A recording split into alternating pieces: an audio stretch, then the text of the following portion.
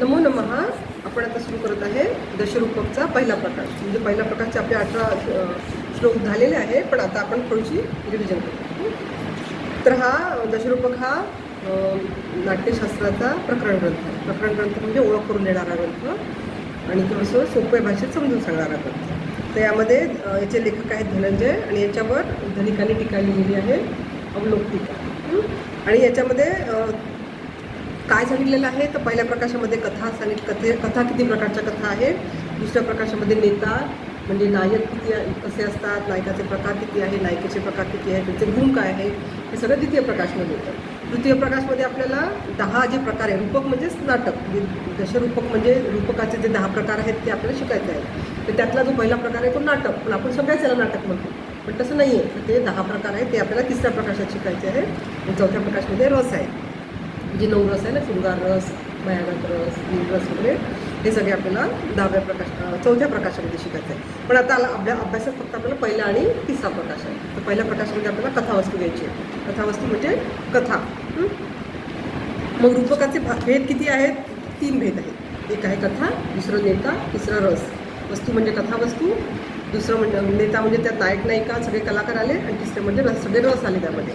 असे रूपकाचे 3 प्रकार आहेत. मग आता आपण पहिल्या प्रकाशामध्ये कथेचे प्रकार शिकणार आहे. कथेचे किती प्रकार आहेत? तर कथेचे 2 प्रकार आहेत. एक आहे अधिकारिक आणि दुसरं आहे प्रासंगिक. अधिकारिक म्हणजे काय की ज्यामध्ये ऐतिहासिक कथावस्तू आहे, उदाहरणार्थ रामायण, रामाची पूर्ण कथा आहे त्याच्यामध्ये. आणि दुसरी आहे प्रासंगिक कथा. प्रासंगिक कथा म्हणजे मेन कथेसोबत, प्रमुख कथेसोबत जी गौण रूपाने जाणारी दुसरी कथा आहे, त्याला आपण म्हणतो प्रासंगिक कथा. मग प्रासंगिक कथा म्हणजे उदाहरण काय तर सुग्रीवाची कथा आहे, विभीषणाची कथा आहे.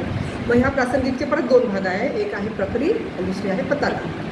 पताका म्हणजे गौण रूपाने जाणारीच कथा, पण मोठी कथा, सुग्रीवाची कथा आहे ना. रामायणामध्ये रामाची कथा पूर्ण आहे, पण सुग्रीव जर त्याला भेटला नसतं तर त्याला सीता मिळाली नसते, त्याच्यामुळे त्याचं पण महत्त्व आहेच त्या कथेमध्ये.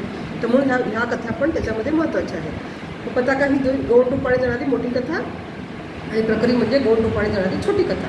मग पताकाचं उदाहरण काय येईल? सुग्रीवाची कथा येईल किंवा विभीषणाची कथा येईल. आणि प्रकरीमध्ये काय येईल? शबरीची कथा आहे, अहिल्याची कथा आहे, ते कशामध्ये येईल? प्रक्रियेमध्ये. मग ह्या सगळ्या कथा परत याचे 3 प्रकार आहेत. एक आहे प्रख्यात, दुसरा उत्पाद्य, तिसरा आहे मिश्र. प्रख्यात म्हणजे ऐतिहासिक कथा.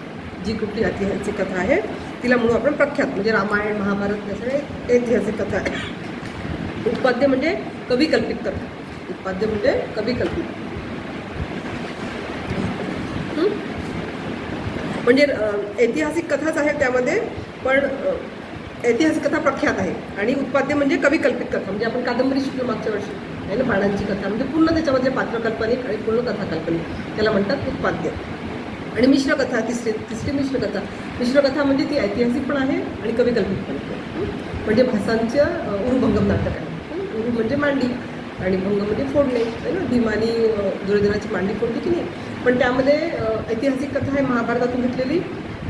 पण भासांनी काय केलं, त्यातला जो दुर्योधन आहे तो सुयोधन दाखवला, चांगला दाखवला, त्याचा स्वभाव चांगला दाखवला. मग त्यांनी काय केलं, थोडीशी कथा तर महाभारतातून घेतली, पण त्यांनी स्वतःचं पण त्याच्यामध्ये काहीतरी टाकलं, म्हणून ती काय त्यांनी मिश्र कथा केली.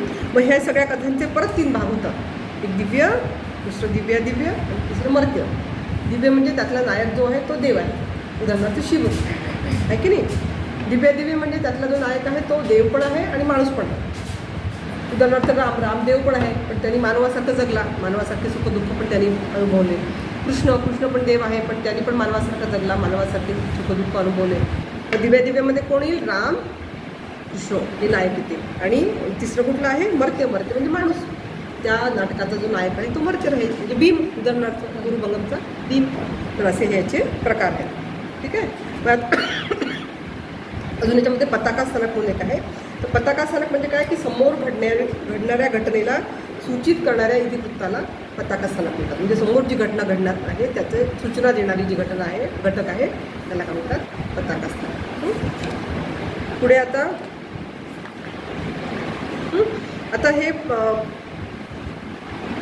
हे जे नाटक आहे, म्हणजे ही जी कथावस्तू आहे याच्यामध्ये परत अर्थप्रकृती सांगितली. याच्यामध्ये अर्थप्रकृती म्हणजे काय आहे की त्यामध्ये काय काय आहे ते सांगितलेलं आहे. म्हणजे काय त्याचे 5 प्रकार त्यांनी सांगितले. एक आहे बीज, बिंदू, पताका, प्रक्रिया आणि कार्य. बीज म्हणजे काय तर आरंभ, नाटकाचा जो आरंभ आहे तो तो येणार बीजमध्ये. बिंदू म्हणजे काय ते कथानकामध्ये छोटे छोटे प्रसंग असतात. तर एखाद्या वेळेस कथा अशी वाहवत जाते तर परत ती कथा मेन रूटवर यायलासाठी जो बिंदू असतो, जो प्रसंग असतो त्याला बिंदू म्हणतात. म्हणजे कथा कधी कधी कथानकाला सोडून पुढे जाते, ती परत ट्रॅकवर यायला पाहिजे की नाही, आपल्याला समजायला पाहिजे मूळ कथा काय आहे. तर तो जो प्रसंग असतो तो जो प्रसंग आहे, ती जी घटना आहे त्याला काय म्हणतात बिंदू. नंतर पताका शिकलो, प्रक्रिया शिकलो. कार्य म्हणजे काय तर जिथे कथानक संपते त्याला कार्य म्हणतात. मग ह्या काय झाला 5 अर्थप्रकृती झाल्या. हे काय झालं 5 अर्थप्रकृती. मग कुठल्या कुठल्या आहे बीज, बिंदू, पताका, प्रक्रिया, कार्य. कुठल्या कुठल्या आहे बीज, बिंदू, पताका, प्रक्रिया, कार्य. बीज, बिंदू, पताका, प्रक्रिया, कार्य. ह्या 5 झाल्या अर्थप्रकृती. मग काय झालं की आता जो नायक आहे त्याला काहीतरी फळ मिळणार आहे की नाही, त्या नाटकाचा जो नायक आहे त्यालाच फळ मिळणार आहे, तो अधिकारी आहे त्या नाटकाचा. तर या फळाची इच्छा असणाऱ्या ह्या नायकाच्या द्वारा प्रारब्ध कार्याच्या 5 अवस्था असतात. ह्या 5 अवस्था म्हणजे कुठल्या आरंभ, यत्न, प्रत्याशा, नियताप्ती आणि फलागमन. आरंभ म्हणजे काय की सुरुवात असते की नाही नाटकाची सुरुवात किंवा कुठल्या पण सिनेमाची. तर आपण काय म्हणतो की त्याच्यामध्ये उत्सुकता असते आपल्याला की पुढे काय होणार आहे, पुढे काय होणार आहे. ते काय झालं आरंभ. पुढे काय आहे यत्न म्हणजे प्रयत्न, म्हणजे नायकाला काही मिळवण्यासाठी जे स्वतःला प्रयत्न करावा लागले त्याला काय म्हणू आपण इथे यत्न. म्हणजे फळ मिळण्यासाठी एकामागे एक केलेल्या क्रिया म्हणजे प्रयत्न. प्रत्याशा म्हणजे काय प्राप्तीची आशा, म्हणजे त्याला काहीतरी वाटत राहतं ना की मला हे मिळणार आहे, त्याला हे होणार आहे बाबा, हे आपण असं केलं तर असं होणार आहे. म्हणजे काय वाटत राहतं त्याला आशा राहते की आपल्याला ते मिळणार आहे, जे त्याला हवं आहे ते मिळणार आहे. म्हणजे इथे काय प्राप्तीची आशा, शंका असतात किंवा उपाय कमी होत जातात. प्राप्तीची आशा म्हणजे तिथे उपाय कमी होत जातात. मग नियताप्ती म्हणजे काय तर जे विघ्न आहे त्यांचा कमी होत जातात. नियताप्ती म्हणजे विघ्न कमी होत जातात आणि फळाच्या प्राप्तीची निश्चिती होते. म्हणजे त्याला त्याचं जे ध्येय आहे ते त्याला मिळण्याची निश्चिती होती. आणि पुढचं काय फलागम म्हणजे पूर्ण फळाची प्राप्ती. म्हणजे किती झाल्या अवस्था 5 अवस्था झाल्या. आरंभ, यत्न, प्रत्याशा, नियताप्ती आणि फलागम. कळलं. म्हणजे अर्थप्रकृती कुठल्या आहे बीज, बिंदू, पताका, प्रक्रिया, कार्य. ह्या झाल्या 5 अर्थप्रकृती. आणि 5 कार्यावस्था कुठल्या झाल्या आरंभ, यत्न, प्रत्याशा, नियताप्ती आणि फलागम. मग आता हे 5 अर्थप्रकृती आणि 5 अवस्था मिळून 5 संधी तयार होतात. संधी म्हणजे काय इथे संधी म्हणजे इथे काय म्हटलंय नाटकामध्ये की कथावस्तूचे 5 भाग केले आहेत त्यांनी, त्याला त्यांनी संधी म्हटलं आहे की कथावस्तूचे 5 भाग केले आहेत. एक आहे पहिला आहे मुखसंधी, दुसरा प्रतिमुख संधी, तिसरा गर्भसंधी, चौथा विमर्श संधी, 5वा निर्वहन संधी. मग काय आहे एक अर्थप्रकृती आणि एक कार्यावस्था मिळून एक संधी तयार होते. मग काय आलं बीज आणि आरंभ मिळून मुखसंधी तयार झाली. बिंदू आणि यत्न मिळून प्रतिमुख संधी तयार झाली. पताका आणि प्रत्याशा मिळून गर्भसंधी तयार झाली. प्रक्रिया आणि नियताप्ती मिळून विमर्श संधी तयार झाली. आणि कार्य आणि फलागम मिळून उपसंहार संधी तयार झाली. म्हणजे अर्थप्रकृतीचा एक पॉईंट आणि कार्यावस्थेचा एक पॉईंट सायमल्टेनियसली. मग असं मिळून काय होतं संधी तयार होतात, 5 संधी तयार होतात. मग आता ह्या संधी म्हणजे काय आहे तर 5 संधी आहेत या मुखसंधी, प्रतिमुख संधी, गर्भसंधी, विमर्श संधी आणि निर्वहन संधी किंवा याला उपसंहार संधी पण म्हणतात. तर ह्या संधीचे पण परत वेगवेगळे भाग आहेत, त्याला आपण इथे अंग म्हटलेलं आहे. तर मुखसंधीचे 12 अंग आहेत, प्रतिमुख संधीचे 13 अंग आहे, गर्भसंधीचे परत 12 अंग आहे, विमर्श संधीचे परत 13 अंग आहे आणि निर्वहन संधीचे 14 अंग आहे. म्हणजे 12, 13, 12, 13, 14 असे लक्षात ठेवायचे. ठीक आहे. तर असे म्हणून हे सगळे 64 अंग आहेत, 64 त्याचे प्रकार होतात. मग आता आपण याच्यामध्ये शिकलो मुखसंधी झाली आपली. तर मुखसंधीचे किती अंग आहेत 12 अंग आहेत. त्याचा श्लोक कुठला आहे 26 नंबरचा श्लोक आहे. त्यामध्ये कुठले कुठे दिले त्यांनी उपक्षेप, परिकर, परिन्यास, विलोभनम, युक्ती, प्राप्ती, समाधान, विधान, परिभावना, उद्भेद, भेद, करण. हे 12 अंग कशाचे आहेत मुखसंधीचे 12 अंग आहेत. आता आपण मुखसंधी आपली शिकून झाली. आता आपण प्रतिमुख संधी पाहत आहोत. तर आता आपलं कुठलं आहे 18 नंबरचा श्लोक आहे ना, नाही बीजबिंदू वाटलं. अच्छा, बीजबिंदू झाला. हां, बीजबिंदू पण झालं, परत अवस्था पण झाल्या. हं, अवस्था पण झालं. आता मुकुसंधी. मुकुसंधी आहे मग आता, है ना. ठीक आहे. मग आता मुखसंधीचे 12 अंग पाहायचेत आपल्याला. हा कुठला आहे? 28वा. हा श्लोक कुठला आहे? 28वाच आहे ना.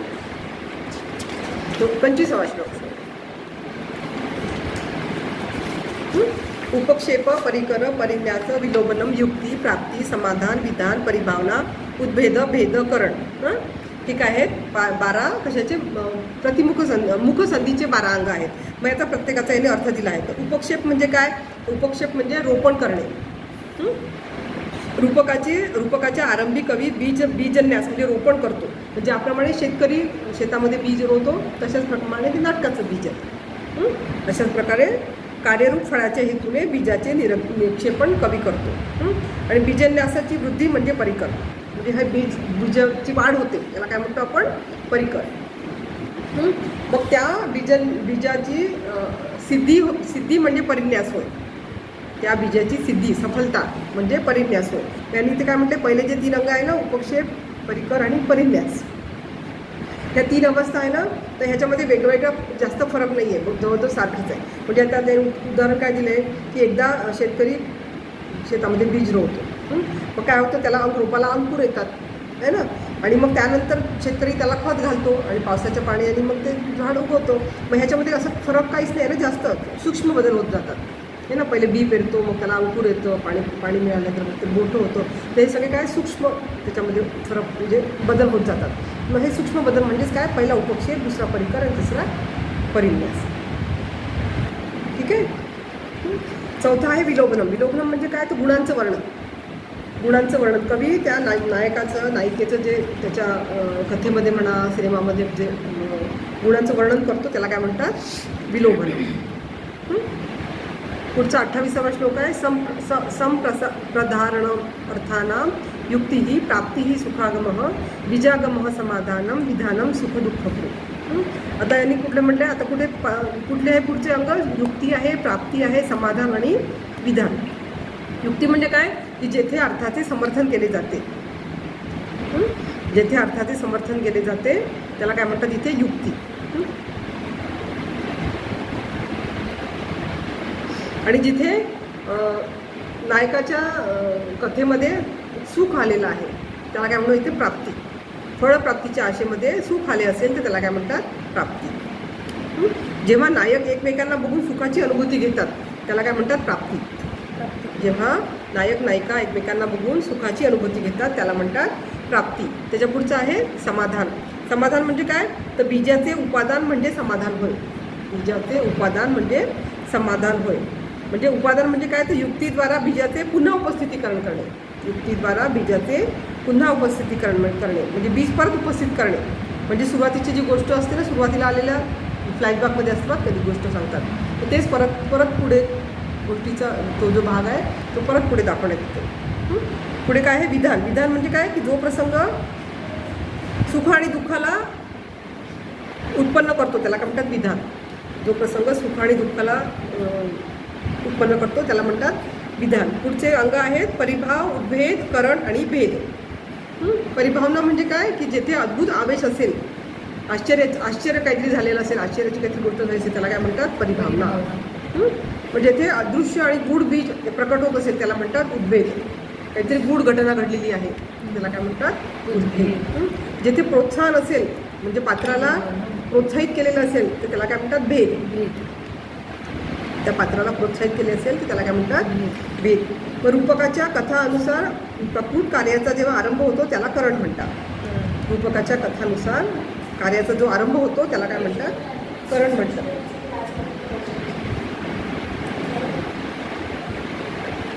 ठीक आहे. आता ना हे आता आपण दशरूपक पुस्तक वाचत आहे तर हे हिंदीमध्ये पुस्तक आहे. हिंदीमध्ये पुस्तक आहे तर मी ह्या सगळ्या मराठीत नोट्स काढलेल्या आहेत. ह्या तुम्हाला PDF मध्ये तुम्हाला उपलब्ध करून दिलेल्या आहेत. तर ह्या म्हणजे हिंदीपेक्षा ह्या मराठीमध्ये वाचलं की सगळं समजायला सोपं जातं आणि मी त्याच्यातूनच तुम्हाला समजून सांगते. ठीक आहे. पुढचं आता प्रतिमुख संधी. आता कुठला आला आपल्याला 30वा श्लोक आला. 30वा श्लोक.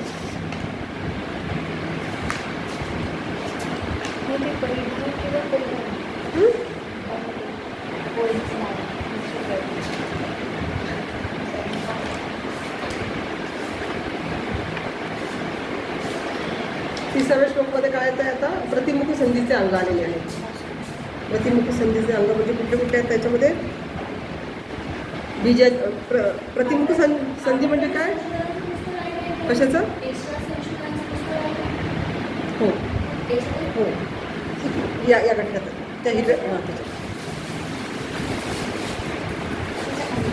त्याच्यातच आहे त्याच्या वरच्या याच्यात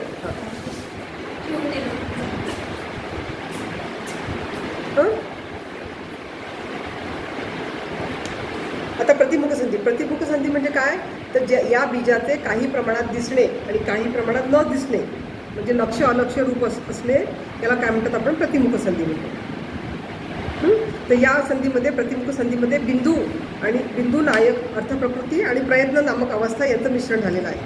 म्हणजे अर्थप्रकृती कुठली आहे याच्यामध्ये बिंदू आणि अवस्था कुठली आहे प्रयत्न आहे ना. 5 अर्थप्रकृती आणि 5 अवस्था मिळून 5 संधी तयार होतात. तर पहिली कुठली झाली आपली मुख संधी झाली. आता ही दुसरी प्रतिमुख संधी. तर प्रतिमुख संधीमध्ये अर्थप्रकृती कुठली आहे बिंदू.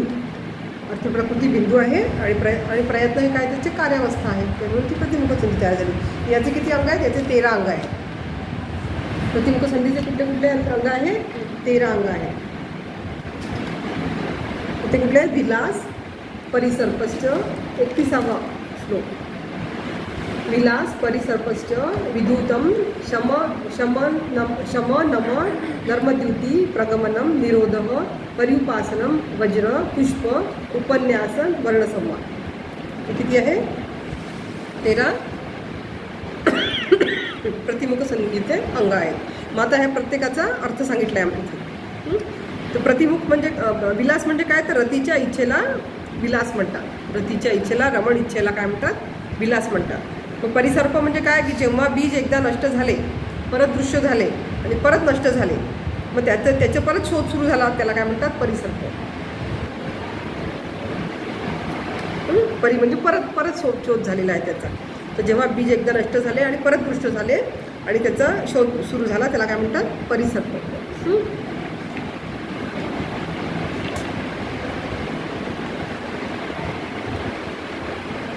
ठीक आहे. विद्युत म्हणजे जेथे अरती म्हणजे काय बीज नष्ट झाले तर पात्र दुःखित होते. त्याचे जे लक्ष्य आहे ते अलक्ष्य मानून त्याची इच्छा सोडून देतो त्याला विद्युत म्हणतात. ठीक आहे. इथे विद्युत नामक अंक असतो. पुढचं आहे नर्म. नायक आणि नायिका एक दुसऱ्यांच्या प्रती परिहासपूर्वक वचन बोलतात त्याला म्हणतात नर्म. नायक आणि नायिका एक दुसऱ्यांच्या प्रती परिहासपूर्वक वचन बोलतात त्याला म्हणतात नर्म. जेव्हा पात्रांमध्ये उत्तरोत्तर संवाद होत राहतात त्याला म्हणतात प्रगमन. म्हणजे कथेमध्ये कसे काय कुठले काय म्हणतात संवाद सुरू असताना जे हालचाली असतात त्याच्याबद्दल ह्याच्यात वर्णन आलेलं आहे. पात्रांमध्ये उत्तरोत्तर संवाद होतात त्याला काय म्हणतात प्रगमन. पुढचं आहे निरोध म्हणजे रोखणे. हीच रोखणे म्हणजे निरोध होय. एखादी इच्छित वस्तू किंवा प्रसन्नदायक वस्तू एखाद्या घटनेद्वारा थांबवून ठेवणे म्हणजे निरोध होय. परत पर्युपासन म्हणजे काय तर रागवलेल्या व्यक्तीला मनवणे म्हणजे पर्युपासन. रागवलेल्या व्यक्तीला समजतंय ना. रागवलेल्या व्यक्तीला मनवणे म्हणजे पर्युपासन. पुढचं आहे पुष्प. पुष्प म्हणजे काय तर विशिष्टयुक्त वाक्याला पुष्प म्हणतात. विशिष्टतायुक्त वाक्याला पुष्प म्हणतात. त्याच्या पुढचं आहे उपन्यास. उपन्यास म्हणजे काय की एखाद्या प्रसंगामध्ये उपाय हेतू सांगायचा असेल किंवा उपाय सुचवायचा असेल तर त्याला काय म्हणतात उपन्यास. एखाद्या प्रसंगामध्ये उपाय सांगायचा असेल किंवा एखादा हेतू सांगायचा असेल तर त्याला म्हणतात उपन्यास. पुढचं आहे वज्र. वज्र म्हणजे जेव्हा नायकाच्या सोबत कोणी पात्र प्रत्यक्ष रूपाने निष्ठुर वचन बोलत असेल तर त्याला म्हणतात वज्र. नायकासोबत जर कोणी निष्ठुर वचन बोलत असेल त्याला काय म्हणतात वज्र.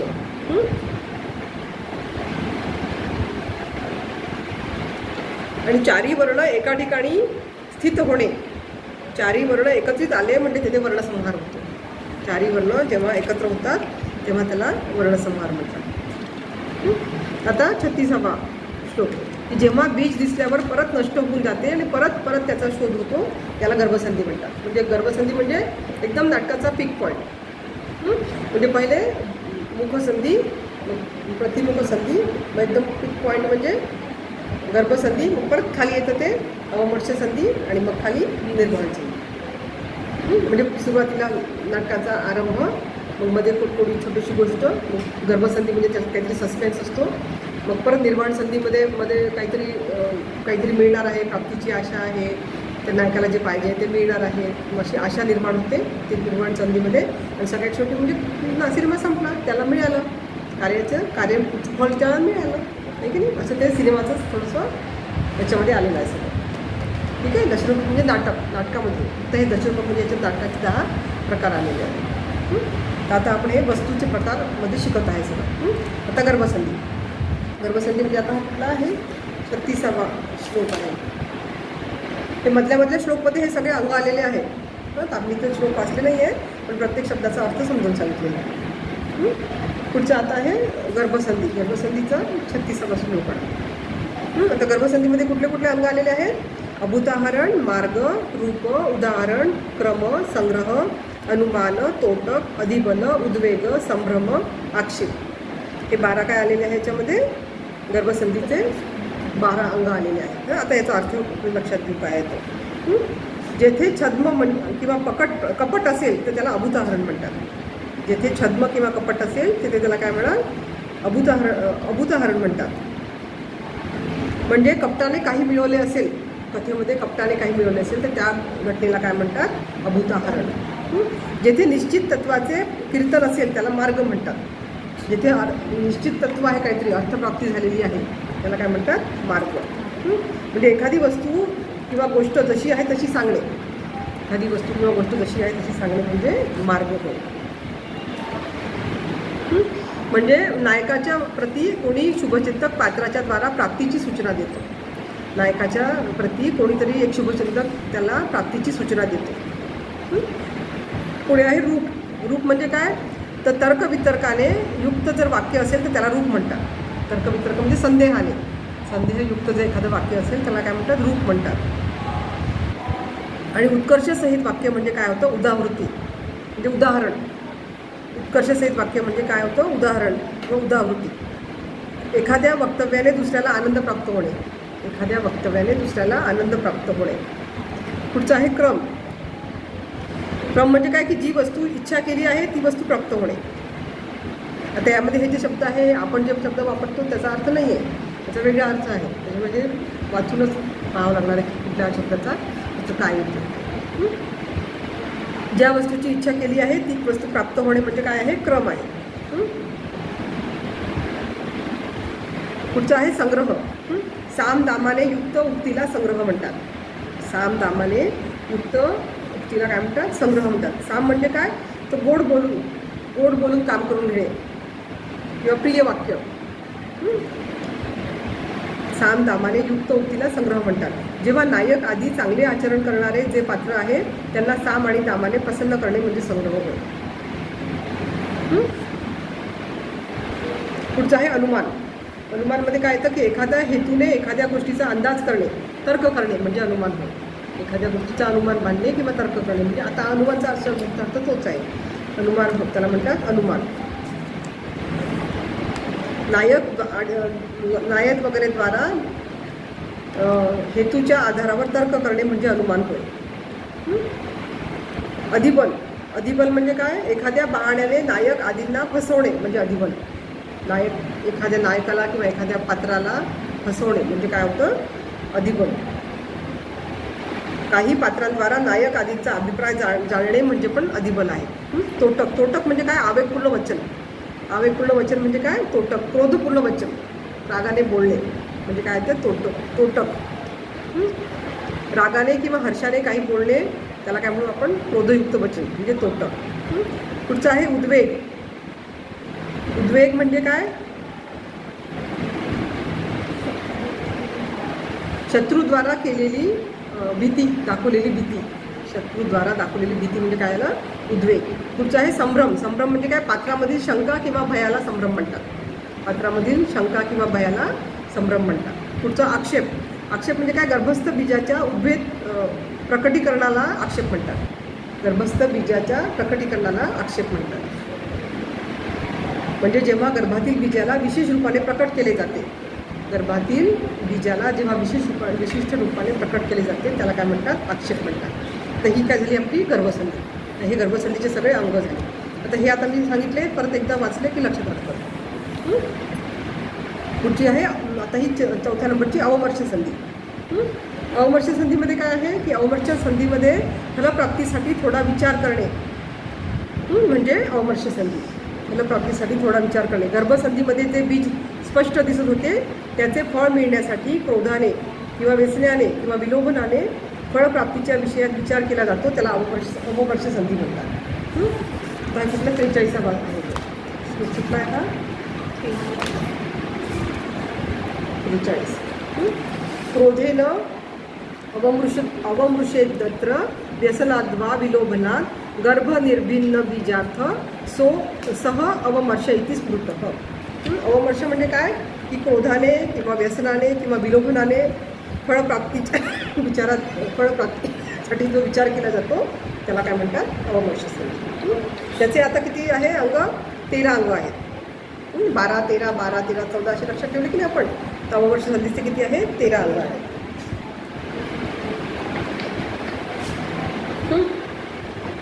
कुठले 13 अंग आहेत ते, अपवाद, संफेट, विद्रव, द्रव, शक्ती, द्युती, प्रसंग, छलन, व्यवसाय, विरोधन, प्ररोचना, विचलन आणि आधार. हे 13 अंक कशाचे आहेत, अवमर्श संधीचे आहेत. ठीक आहे. अवमर्श संधी म्हणजे कळली ना की गर्भसंधीमध्ये काहीतरी सस्पेन्स असतो, मग त्याच्यानंतर ते पुढे त्याची ती जी गोष्ट आहे ती पुढे सॉल्व्ह होत जाते. म्हणजे कशामध्ये येते, अवमर्श संधीमध्ये येते. तेव्हा क्रोधाने, व्यसनाने आणि विलोभनाने फळप्राप्तीसाठी जो विचार केला जातो त्याला काय म्हणतात, अवमर्श. त्याचे 13 अंग आहेत. तर त्याचा पहिला आहे अपवाद. अपवाद म्हणजे काय, जेव्हा एखाद्या पात्राच्या दोषांचे वर्णन केले जाते त्याला अपवाद म्हणतात. जेव्हा एखाद्या पात्राच्या दोषांचे वर्णन केले जाते त्याला तिथे अपवाद म्हणतात. पुढे आहे संफेट. संफेट म्हणजे रोषयुक्त भाषणाला संफेट म्हणतात. रोषयुक्त भाषणाला संफेट म्हणतात. म्हणजे दुसऱ्यांचे दोष दाखवणे, दुसऱ्यांचे दोष दाखवणे. म्हणजे उदाहरण काय दिलं येते यांनी, गदायुद्धामध्ये भीम आणि दुर्योधनांचं रोषयुक्त संभाषण, की त्यांचं गदायुद्ध पण सुरू आहे आणि एकमेकांना विरुद्ध ते रोषयुक्त भाषण पण करत आहे, एकमेकांना बोलत पण आहे क्रोधाने.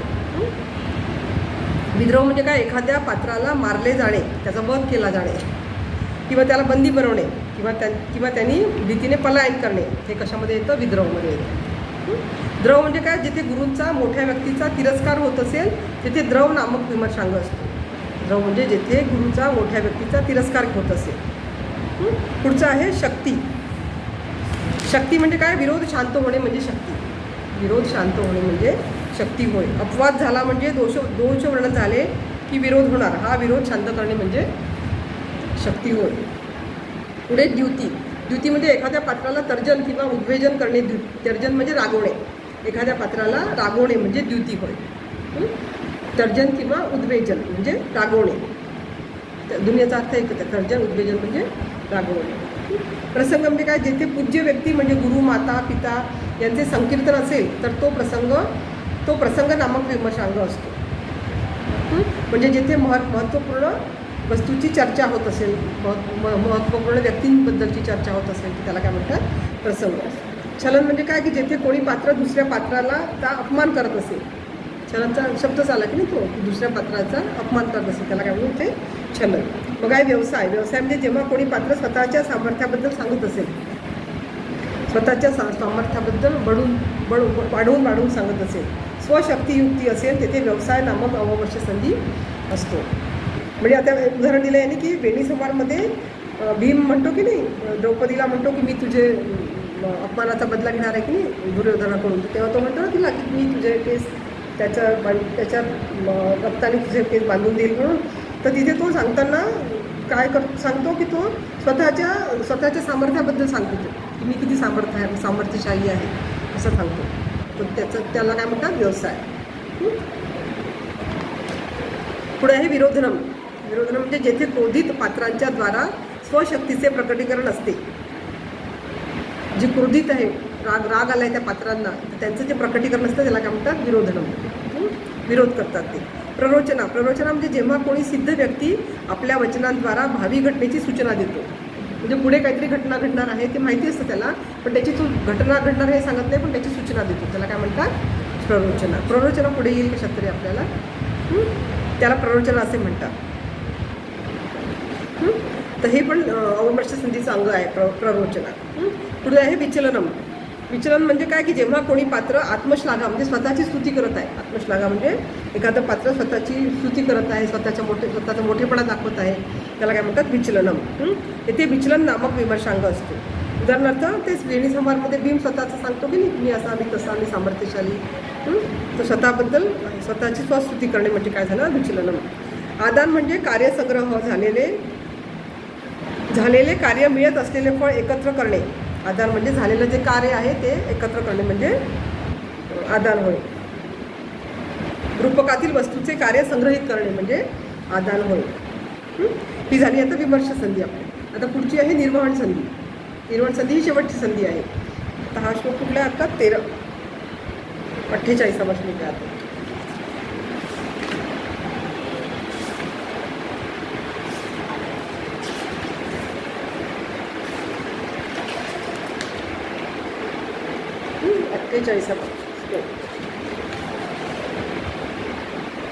बीजवंतो मोक्षाद्यर्था विप्रकीर्णा यथायथम एकार्थम उपनीयन्ते यत्र निर्वहणम हितत्.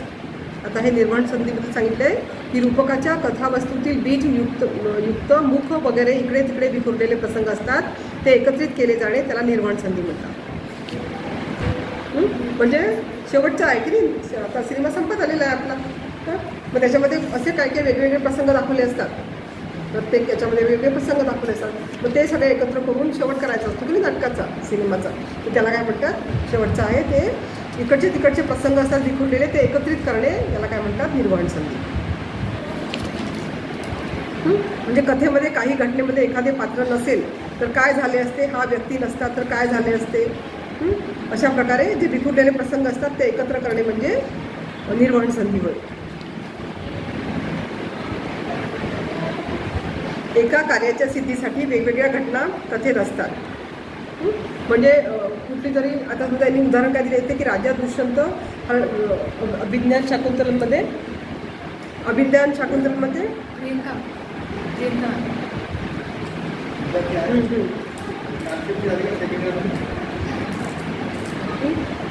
राजा दुष्यंत अभिज्ञान शाकुंतलमध्ये सुरुवात आहे की नाही, तो राजा दुष्यंत शिकारीला आला असतो, तो हरणाच्या मागे धावत असतो आणि ते हरिण कुठलं असतं ते त्याच्या आश्रमातलं असतं, कण्व ऋषीच्या आश्रमातलं.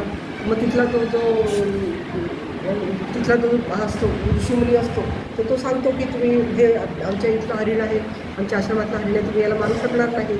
तर मग राजा म्हणतो ठीक आहे, पण मग राजा आश्रमात प्रवेश करतो की नाही तो, तर तिथून ती कथा सुरू होते. म्हणजे तो जर त्या हरणाच्या पाठीमागे आलाच नसता तर त्याला ती शकुंतला मिळालीच नसती आहे की नाही. म्हणजे कुठली तरी एक घटना आहे म्हणून पुढची घटना आहे. त्या कथेचं शेवट होण्यासाठी सुरुवात तशी झाली की नाही.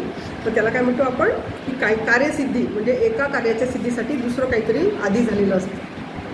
हे त्याचं उदाहरण दिलं आहे. आता सुग्रीव समजा रामायणामध्ये, रामाला जर सीता मिळवायची आहे तर त्याला सुग्रीव भेटणे गरजेचं होतं. सुग्रीव नसता भेटला तर तो सीतेपर्यंत कसा पोहोचला असता, हनुमंताने त्याला मदत कशी केली असती. म्हणजे त्याचं जे कार्य होतं, फळ काय मिळणार होतं, त्याला सीता मिळणार होती, पण त्याच्यासाठी त्याला आधीचा प्रसंग पण महत्त्वाचा होता, सुग्रीव मिळणे पण महत्त्वाचं होतं. मग हे सगळं कशामध्ये येतं? निर्वहन संधीमध्ये येतं की आधी काहीतरी घटना घडलेली असते आणि त्याचं मग पुढे फलित आलेलं असतं, मग त्याचं फळ मिळतं नायकाला. मग आता याचे किती आहे अंग? 14 अंग आहे. 12, 13, 12, 13, 14. तर शेवटचे याचे 14 अंग आहेत. ते कुठले कुठले आहे?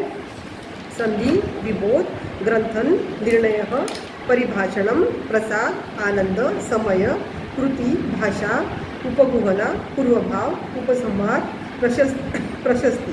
असे किती झाले? 14 अंग झाले. तर कुठला आहे? पहिला संधी. संधी म्हणजे काय? जेव्हा बीजाची प्राप्ती होते त्याला संधी म्हणतात. जेव्हा बीजाची प्राप्ती होते त्याला संधी. बीजाची प्राप्ती म्हणजे सुरुवात, नाटकाची सुरुवात आहे. मग ती सुरुवात सुरुवात होते, मग त्याच्याच पण शेवटामध्ये काहीतरी राहतोच ना अंश, आहे की नाही. तर जेव्हा बीजाची प्राप्ती होते त्याला काय म्हणतात, संधी म्हणतात. विबोध, दुसरं विबोधमध्ये काय, विबोधमध्ये नायक आपल्या कार्यांचे अन्वेषण करतो, शोध घेतो, म्हणजे विबोध.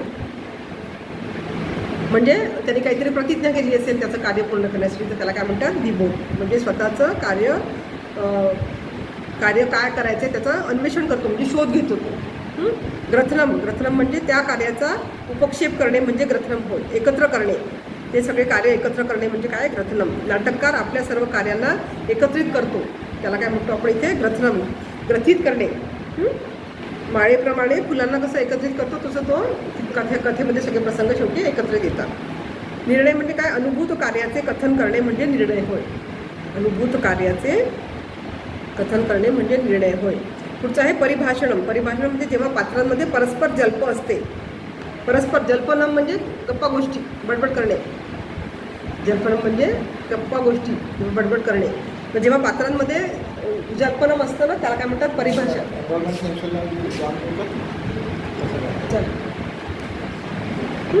जेव्हा पात्रांमध्ये परस्पर जल्पनम असतं त्याला काय म्हणतात, परिभाषणम. गप्पाष्टकम म्हणजे पण बडबड करणे. पुढचं आहे परिभाषा. नाही, परिभाषा झालं. आता प्रसाद म्हणजे काय, परिउपासन, प्रसन्न करणे. प्रसाद म्हणजे काय, प्रसन्न करणे. एखाद्या पात्राद्वारे नायक आदींना प्रसन्न करणे म्हणजे प्रसाद. एखाद्या पात्राद्वारे नायक आदींना प्रसन्न करणे म्हणजे प्रसाद. पुढचं आहे आनंद. आनंद म्हणजे काय, इप्सित वस्तूची प्राप्ती होणे, जे आपल्याला हवं आहे. इप्सित म्हणजे काय, जे हवं आहे, जे आपल्याला इच्छित आहे त्या वस्तूची प्राप्ती म्हणजे आनंद. समय म्हणजे काय, दुःख संपणे म्हणजे समय, दुःखाचे निर्गमन होणे. शेवटी आनंद असतो की नाही सिनेमामध्ये, चांगलाच एंड दाखवतात की नाही. म्हणजे दुःख संपणे म्हणजे काय झालं, समय.